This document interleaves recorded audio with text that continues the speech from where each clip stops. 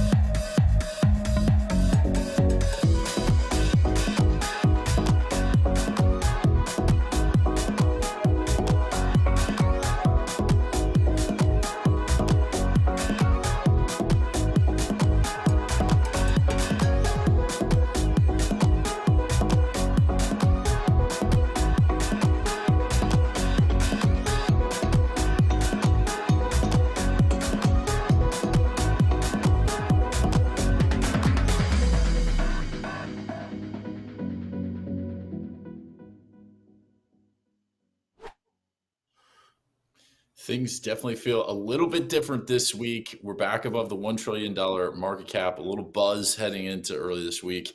But I want to go ahead and let the viewers know we're going to be giving away $50 of the merch store gift card at the end of the show. So make sure you drop your Twitter handle at the end of the show. We're going to be giving away $50 to the merch store for a winner at the end of the show. I think we got memes today, and then we're going to get into some of these big headlines. I know a couple articles that actually Jordan wrote, and he's going to give us his insights. Adrian, do we have memes again this week? Let's go ahead and start. Give the people what they want. Give them the memes, Adrian. Let's go ahead and jump into this. All right, first one. I've begun a new chapter in my life, Chapter 11 bankruptcy. Yeah. 3 Arrows Capital, Celsius, ring a bell, anyone? That's a good one. Voyager too. Voyager as well, man. Tons of bankruptcies happening. We're going to get into that a little bit later too. Altcoins waiting to see what Bitcoin will do next. Is that true? Is altcoins waiting to see what Ethereum's doing? It looks like Ethereum Yeah. was kind of Oh, leading Ethereum might be this leading the pack recent right rally. now. Bitcoin Exactly, ain't kind of looking too good interesting. in that picture either. So No, it's called a blockchain. It means the monkey's actually yeah, I love flying. these ones. Yeah. That's great. That's a good one. What's next? Government when you lose money in crypto. Told you it's risky, volatile. The government when you make profit in crypto, tax. Yeah, that sounds about right. It's the Yeah. way it works, unfortunately. Well, those are good memes. Thank you for the production team. Adrian Danilo, thanks for pulling those up for us this week. Always good to start things out with a laugh because we got good news this week. We got green candles, folks. And total crypto market cap, like I said, it's back over $1 trillion. Take a quick second here to look at the chat. We see Caltoro, we see Luciano, Joanne from Indiana, Vikram's back. Thanks for tuning in today. Let us know your questions. If you have questions for Jordan or Sam today, make sure you ask them. If you want to hear their take on particular coin, where they think the market's heading next, drop it in the chat. We're going to be cruising through the chat and making sure that we answer all those questions. But first, we have an article that Jordan wrote about the total market cap, Bitcoin, Ethereum, and altcoins breakouts.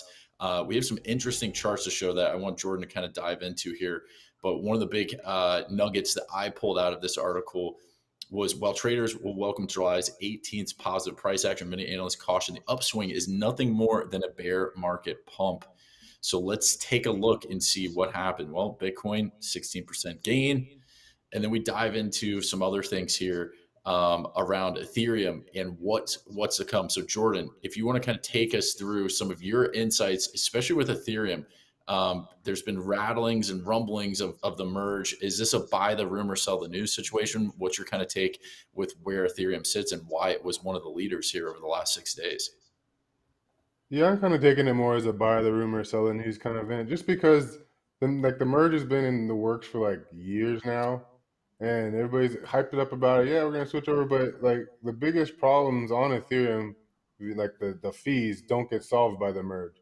So like we might have this pump up into the merge, and everybody get like, yeah, all this exuberance in the market, but then the reality of like the world stage sets back in, conflicts are still going on, we still got all these major issues, so that momentum is likely to pull down unless there's some major event that comes along with the merge or something external in the world that really brings new fresh momentum to the whole cryptocurrency ecosystem, like a major company or country adopting it or something.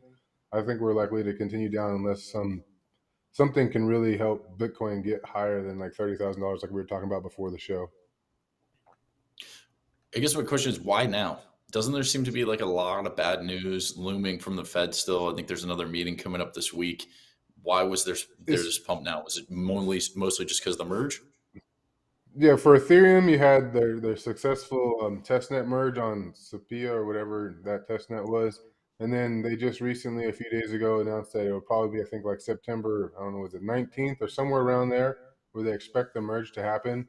So I think those things are actually like, oh crap, people are starting to think that, oh, this might actually happen this time. They're not just going to stall it. So I think that that's kind of been pushing Ethereum along, and then you get like with Polygon, they get accepted in the Disney accelerator program, and that's Ethereum layer 2. So you get a lot of different, just bigger announcements from several different projects over the last couple of weeks. And I think, as we mentioned before, Sam mentioned, like we did never got a relief rally this whole time down. So like that finally came in, like, oh, good news! Come on, guys, give us a relief rally. So like some people actually stay in the crypto market because it was getting a little bleak out there for a while. Tim, what's your take? I mean, isn't there another meeting coming up for the Fed? A lot of people are talking about possibly 100 basis points being raised. What are you seeing kind of right now? Yeah, the macro backdrop hasn't really changed. We saw the June inflation print, which I've been expecting to be a peak in June, and we saw it at 9.1%. My expectation is that we'll probably begin to trend lower in the second half of the year, but again, who knows? I just think markets have kind of been really exhausted on the downside. At some point, you're going to get a rally or a bounce. The bounce has been fairly impressive for Ethereum, but I mean, the Bitcoin rally hasn't really taken me by storm, and we just hit 23,000, which is, it's nothing too impressive yet. I don't really, for me, my perception might begin to change if we get a crack above 30,000. Even then, I'm not necessarily bullish because of the macro backdrop. The Fed will likely raise rates aggressively again, following the 9.1% CPI print. I'm actually still expecting, my base case is that we bottom sometime in the fall, given that Bitcoin and crypto are still correlated with stocks. That correlation may have weakened a little bit recently, but if we come back in September, October, and the economy is further in the doldrums and the Fed continues to hike, September and October are usually volatile periods for equities, and that might actually rub off on Bitcoin as well. So that's my base case for now. Of course, things can change, but right now I'm just looking at it as a fairly modest relief rally. And are you looking at any kind of earnings reports, or are you kind of taking that into play or account? And if so, which sectors are you kind of like looking at? Yeah, so earnings have been coming in, and they've been coming in better than expected. Now, I should temper that because earnings are usually better than expected. Because when you set expectations so low, it's very easy to overcome them. So I'm looking at the blue chip companies. Usually, earnings season begins with the big financials, the big banks, the Goldman Sachs and the JP Morgans and the Bank of America. And then we start to see more of the other Dow industrials and then the technology companies as well. So I'll keep my eyes on that and see how it affects stocks because there's still that gravitational pull that stocks are having on crypto. And it's been that way really since since the Corona crash of March 2020. And we also got to keep an eye on the dollar here because that's really like as all these assets have been going down, the dollar's been going up, and I'm expecting that to eventually kind of peter out and kind of reverse, which might work out well for even cryptos or other fiat currencies. But right now, the dollar is king dollar, and it's kind of been Yeah, relentless, and it's climb up. So yeah, we got to watch that too.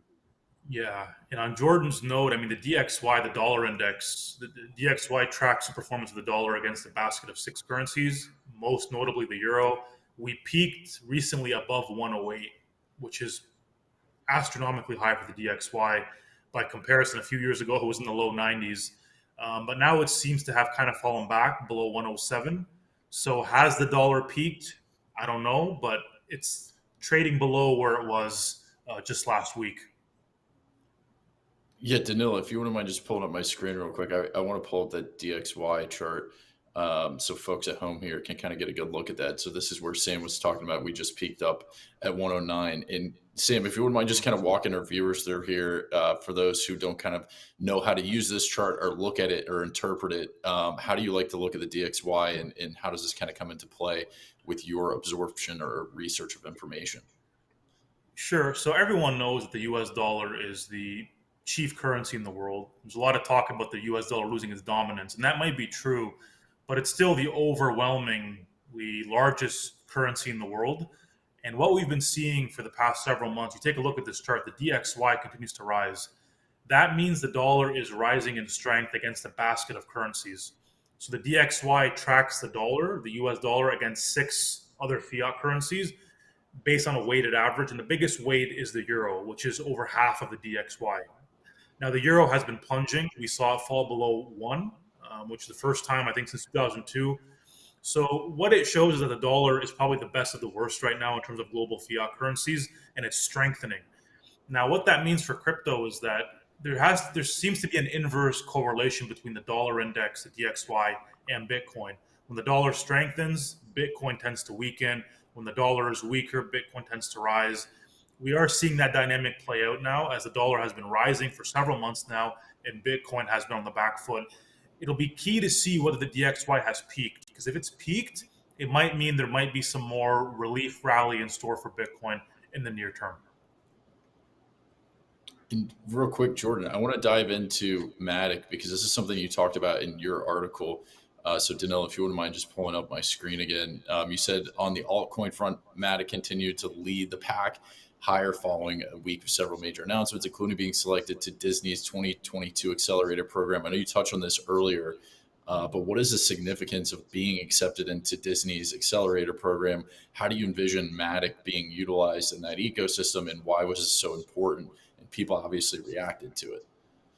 Well, it was the only blockchain put into the 2022 accelerator program, and obviously, as we move towards the metaverse and integrating blockchain with the internet and whatnot, it's going to be like which platform is going to get the big dogs, and I think Disney is one of the bigger dogs in the field, and for them to choose, but it's not like they're necessarily going to only stick with Polygon from here on out.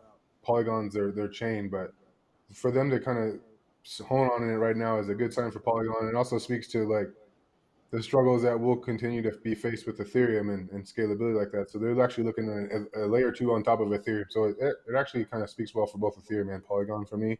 But it's big for Polygon. And they also recently got chosen by Reddit, I think, to host their NFT marketplace or something like that. So it just seems like a lot of big players in the world who have lots of money to investigate and research blockchains are starting to look towards Polygon, which is a good vote of confidence for me moving forward. Yeah, I want to kind of shift things because we're going to about to dive deeper into Bitcoin. We've heard Sam's kind of macro take on where we're kind of at, but Jordan, you wrote another article talking about a metric warning of a final drop to 14K. We've seen the volume just, in my opinion, hasn't been tremendous, and it hasn't been as high as we've seen during the bull runs, but it has been significant enough that we've actually seen some green candles. But one of the points you brought up in this article was this week, Bitcoin once again finds itself testing resistance at its 200-week moving average. And the real challenge is whether it can push higher in the face of multiple headwinds, or if the price will trend break back down into the range it has been trapped since early June. I want to pull up this particular image here because you had talked about this. First of all, why is the 200-week moving average significant? And then why don't you kind of walk us through this little chart here that you had mentioned in the article? Well, I think it's more significant just because of its history. If you look on that chart, it's the yellow line below the black line. That's a 200-week moving average. Every time that it's dropped down below the 200-week moving average, we've kind of really been in the bear market. And as you can see, extends for 157 days back in 2011, 301 days in 2014, 134 days in 2018. The March one, the COVID crash was an anomaly, but so far this current time below the 200-day moving average has only gone on for 35 days. So if you just kind of look at the average of the previous ones and you kind of exclude the March 2021, we're likely to have a bit of time here below the 200-week moving average. So like all these calls for a rapid turnaround stuff might be premature. It's stuff like this because while there's multiple metrics that are kind of showing similar lows as we've seen in previous bear markets, what we haven't seen is the duration, the length of time that the whole market spends in the bear market, which is why a lot of traders and analysts are saying that these are like fake pumps and to not expect the market to turn around real quick, just because we've historically spent a lot more time below that 200-week moving average during the bear markets. And if you look, pull up the other chart on that one below that,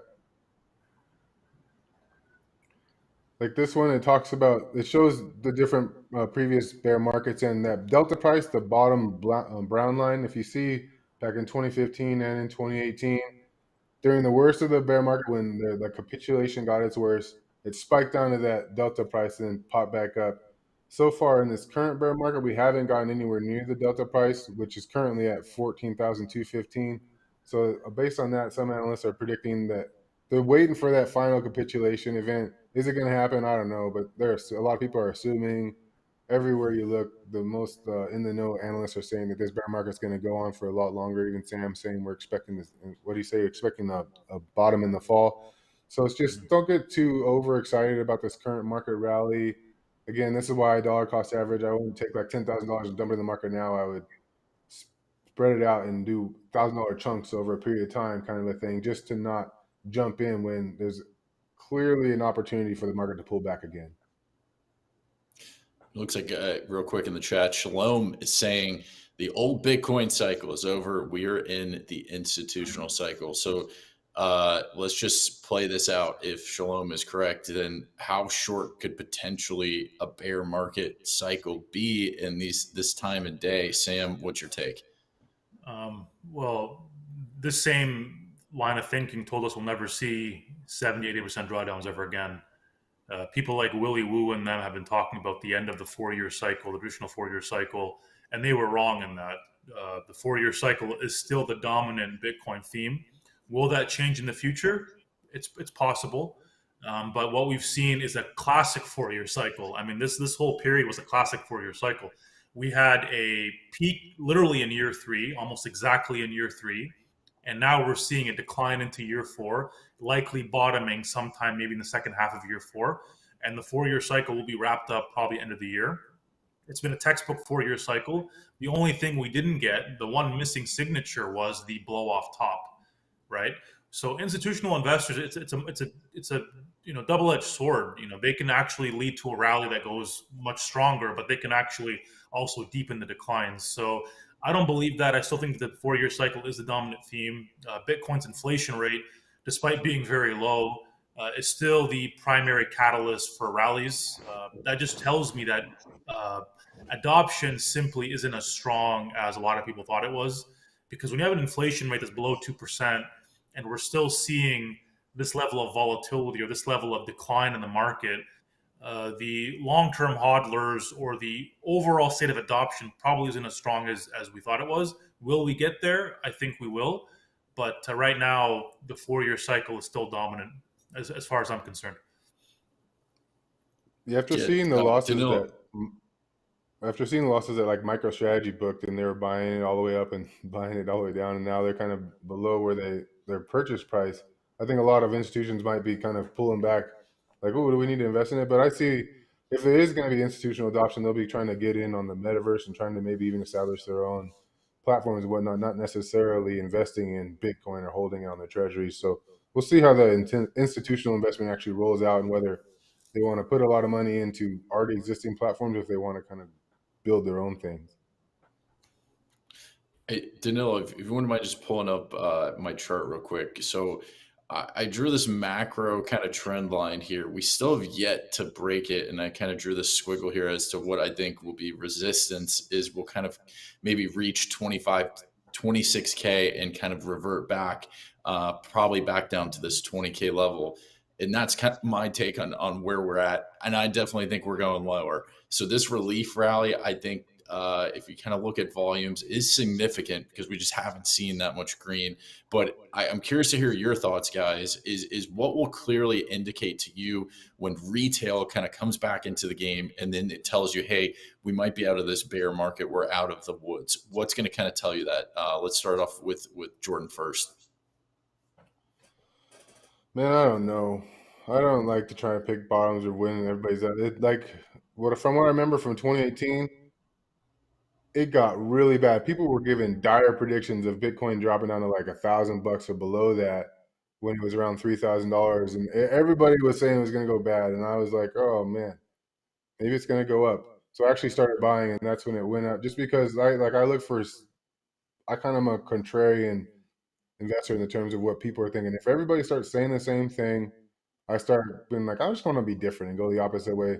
So when everybody in the whole market is like, it's bad, this is gonna go bad, Bitcoin's going to $3,000, that's probably to me gonna be the signal for the bottom. But again, I don't really play that bottom game. I started dollar cost averaging already. I know what I want to do. I'm still working, just going forward over the next few years, trying to accumulate more crypto and wait for that next bull run and take a little bit more profits next time. And today seems like a little momentum day. We just broke 23K earlier. We're at 23.2 right now. So folks, looks like they are in a buying mood. I want to go ahead and shift us over to our next segment, though. But if you haven't dropped your Twitter handle in the chat, go ahead to do so now, because we're going to give away $50 to Cointelegraph store. That's store.cointelegraph.com at the end of the show. So make sure if you're watching, go ahead and drop that in there. And if you have questions for Sam or Jordan, go ahead and drop them in there too. We're going to be hawking that chat all during the show. Make sure we address all of your questions.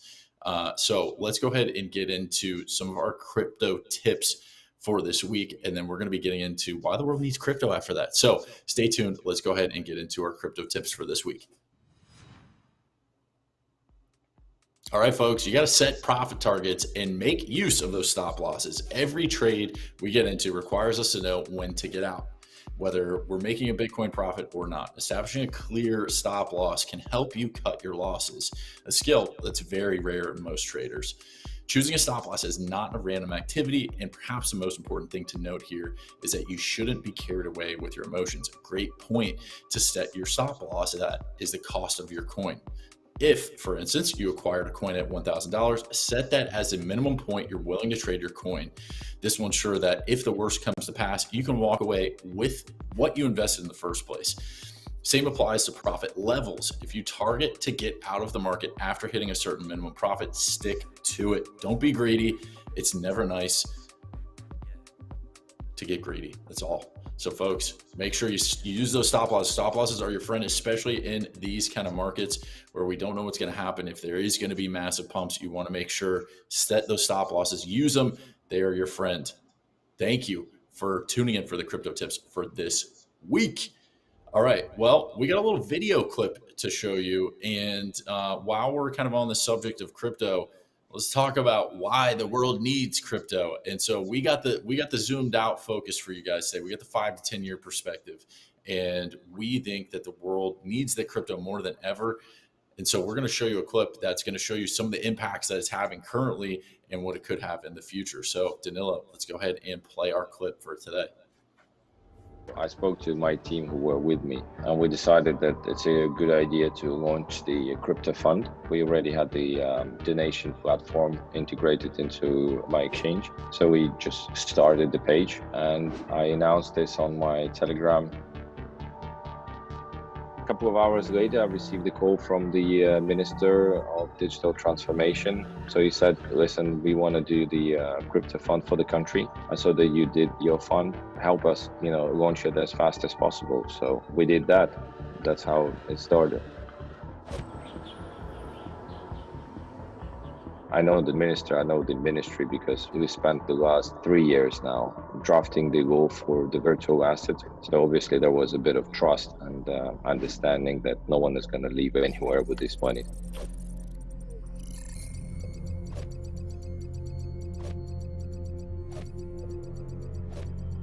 There is already statistics coming from the Ministry of Digital Transformation. You can Google it, it's on Twitter. So the numbers are 303 Bitcoins, 7,926 Ether, 1.5 million of USDT on Tron network. So altogether, it's close to 51 million. I'm really grateful for the crypto community that they're doing this. I can say that it's all humanitarian stuff. Like, for example, the most important stuff was bulletproof vest, the helmets, first aid kit, blood stopping patches, a lot of food rationing for the soldiers, like the packaged one for the military, something like 400 tons, crazy amount. Mariupol, we fed people there until we could, until there was the internet connection and banking system was working there. We were feeding people in Kiev, in Kharkiv, in Sumy, in Chernihiv. We see now that centralized systems are dead. I mean, they're losing to decentralized one. Well, we saw the use case of humanitarian purposes there in that clip. Guys, curious to hear, in your opinion, why the world needs crypto more than ever. Is it truly going to be a decentralized world that we're living in here in the future? Sam, what's your take as to why the world needs crypto?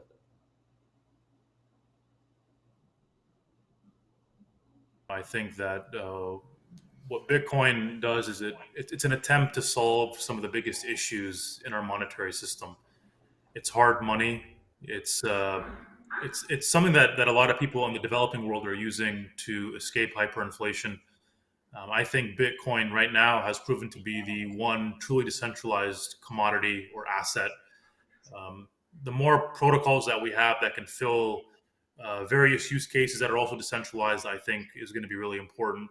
I think Bitcoin is creating a parallel financial system right now. That's the best way to describe it. That could still interact with the traditional financial system if necessary, but essentially allowing people to take control of their financial future. So for me, I also think stable coins are playing a pretty big role as well. Stable coins were initially conceived as a way to provide liquidity for crypto traders, but now you're seeing stables basically be used for remittances, for payments, for transfers. Uh, those who want access to the US dollar but are living in a country where there's sanctions, perhaps, or hyperinflation, you're starting to see a greater use of stable coins. So I think the future is bright. My long-term outlook on where crypto is going, and Bitcoin in particular, hasn't changed. In terms of decentralization, right now I see Bitcoin as the champion. Not really any competitors there, but that's why the growth of DeFi also presents an opportunity, and we'll see how that plays out in the next decade or so. There's going to be a huge need for Bitcoin. As the 2020s continue to play out, a lot of I don't want to be negative, but a lot of developments that are happening around the world right now that aren't very good. The trend isn't necessarily better when I take a look at the global political environment, economic environment. So I think that Bitcoin will play a major role in trying to put us back on track. Excellent insights. In Jordan, what is your take as to why the world needs crypto? And for those of you at home, why don't you tell us why the world needs crypto as well? We want to hear from you too. But Jordan, I'll kick this to you next. Just trying to like make the whole world a level playing field. Having any one country control the reserve currency of the world is unfair. And I think having cryptocurrencies like, and Sam mentioned Bitcoin, which is currently the most decentralized and widespread, will help bring that playing field more into like even, and allow anybody around the world to kind of transfer money and value across anywhere else in the world without having a centralized entity be able to control it. That's really important, and it gives a lot of leverage to the U.S. being in control of the U.S. dollar. I am curious to see how it all works. And Sam mentioned stable coins. All these stable coins are based on the US dollar, but when the US dollar eventually fails, what are all these stable coins going to be based on? You can't base it on any specific fiat currency. So I'm really just curious to see how this transition plays out over the few years and how we all come to settle on a new one, which is what we really need. But again, why blockchain and cryptocurrencies are really beneficial is because anybody with a smartphone, and again, you can drop down a cell tower somewhere in the middle of Africa with some solar panels attached to it or whatnot to generate a signal. And then smartphones aren't that expensive, and there's some programs out there that are making a lot cheaper versions of it. So you can kind of bank a lot of these unbanked populations around the world with just a smartphone using blockchain technology. So I think that is really helping bring the world up into a more efficient and fair and balanced economic system. I do think it's going to take a while for that to all roll out. Countries like America will be benefit more than other countries just because they are kind of they have a lot of the money, and a lot of the money will be directed into projects from the US and other more advanced and wealthy countries. But overall, I think it's going to really help just level the whole playing field out on a global scale as far as financial matters are concerned, and give a lot more access to people that don't currently have access to banking systems. And I think that's one of the biggest use cases we see in Danilo. If you wouldn't mind pulling up my screen here from an article that we wrote here at Cointelegraph, one of the biggest peer-to-peer transaction volumes by country, well, I guess I should say continent here, is Africa with Bitcoin and other crypto assets, followed by Central and Southern Asia. So clearly, maybe places around the world that don't have that financial infrastructure are utilizing this technology and essentially leapfrogging a lot of developments that have happened in ascending and descending places around the world. So banking and peer-to-peer appear to be kind of like the leading factors from what I'm seeing as well. And the world's going to need blockchain. A lot of them just don't know it yet. So hopefully we will see a transition over the next period that's hopefully not a crazy wild one where there's blood involved and things like that. But we will see. Only time will tell us what this transition will look like to bringing Bitcoin to the world. Folks, we appreciate everyone that's tuning in. And if you haven't dropped that Twitter handle in the chat, go ahead and do so. Like and subscribe, Cointelegraph. We're here, YouTube, 12 o'clock Tuesdays. All right, folks, we got to get you our Markets Pro 2 coins this week that really took off. If you were hawking your Markets Pro app the last 6 days, you were getting alerts. It was Alert City, 97s, 98s, 100 Vortex scores. We're going to talk about 2 coins that pumped the most and hopefully get you guys excited, because maybe next week you might win a 1 month subscription to that. So Danilo, let's go ahead and pull up the chart for Route this week. Newsquake alerts, if you're not familiar. Oh, let's go ahead with this, Danilo.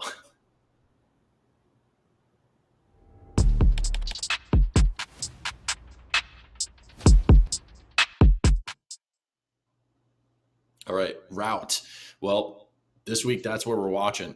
And what happened? Well, the newsquakes, which are automated alerts that instantly notify users about market moving events. Well, Route earned its place on the top gainer chart thanks to news of a partnership with Trava Finance, a decentralized marketplace for cross-chain lending. A newsquake alert was issued out to the Markets Pro subscribers to the news when Route's price was $2.22. It soon climbed to $2.91. That's a 31% gainer. Huge gains this week. You're going to take that in any kind of market, especially when we haven't seen much green. And Route was that token that we were watching. The other token we were watching this week was RAD, trading on the ticker RAD. This one had a 70 Vortex score, which was not one of the highest ones I saw this week. However, it did have significant gains.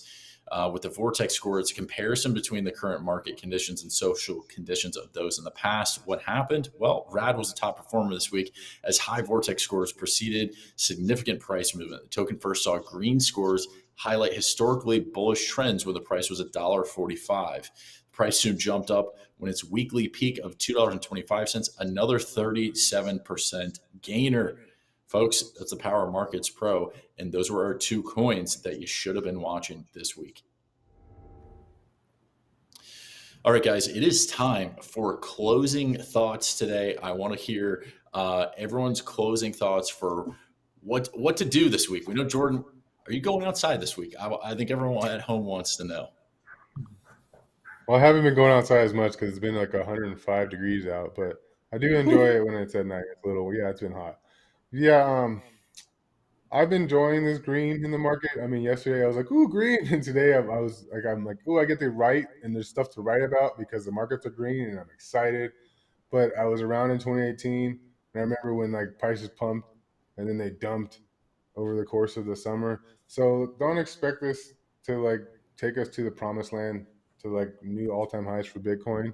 But if you have been buying on the low and you want to do some short-term trading, this isn't trading advice, but you could potentially don't like if you're like, oh, I should take some profits. Don't be like kicking yourself because there's a good chance you'll be able to reacquire it lower just because a lot of the signs out there are saying that we will have another drop down. But when everybody's saying that, it's not going to do it. So maybe we will head higher, and all these people that are no, you newbies, you don't know what you're talking about. The market's going to go bottom. They're going to be the ones like, oh crap, I got to buy higher. And all the unsmart newbies are the ones that bought low. I don't know. It could play out like that, or we could drag on for another 6 months to a year. So again, dollar cost averaging. Don't make all your life about crypto. Go outside, enjoy the sun, and try to find something to do that you enjoy. Very good. And Sam, any closing thoughts here for today? Yeah, ultimately, if you have conviction in this market, accumulating Bitcoin at 22 or 19 or 17 or 25 isn't really going to make much of a difference. I think when you look at assets like Bitcoin and even Ethereum, there's a high conviction rate. And if you are convinced that this asset has a long-term viability, this environment provides a good opportunity to accumulate. Again, you have to look at your own financial situation to see how much you're willing to allocate to Bitcoin and to crypto in general. And I think that you're looking at a new asset class that's still budding, a lot more volatile perhaps than a lot of us would want. But ultimately, these levels provide, I think, in my opinion, a good entry point. And once the dust settles on all this in the next several years, it's not going to matter whether you got in now or a few months ago or a few months from now. I think overall we're heading in the right direction. But there are market dynamics you have to look out for. So lower your time preference and look at where we're going in the future. I think you'll have a better opportunity to sleep at night when you take a look at that in that perspective.